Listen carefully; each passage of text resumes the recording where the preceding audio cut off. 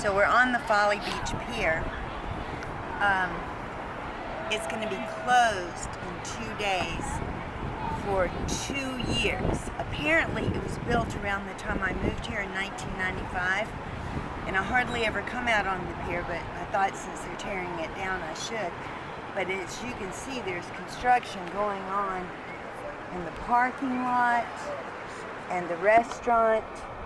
And on the other side, they've got some of it blocked off too. That may just be for the construction of the pier. There's only one hotel on the beach at Folly, and it's that one right there, the Tides. Every room is oceanfront, but it's the only hotel. And there's a lot of people at the beach today. It's Friday, October 16th. You'd think the beach traffic would have slowed down by now, but it's also 87 degrees according to my car. First time I came on this pier was probably 1996, and I was a member of Parents Without Partners, and we came here for Shag Night. Now in America, the Shag is a dance. So we came here for Shag Night, and when they did the bunny hop, the whole pier was shaking. Scared me half to death. I didn't know it was new.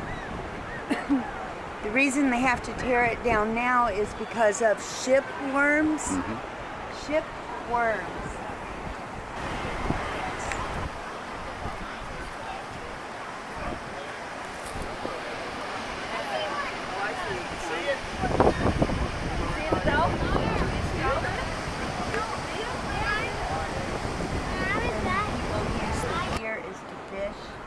That's what all these things are for. I guess these benches are for the wives waiting for their husband's fish. And those benches are for the husband's fishing.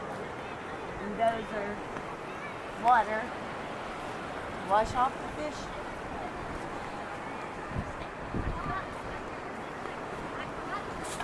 It's a pretty nice place to walk too.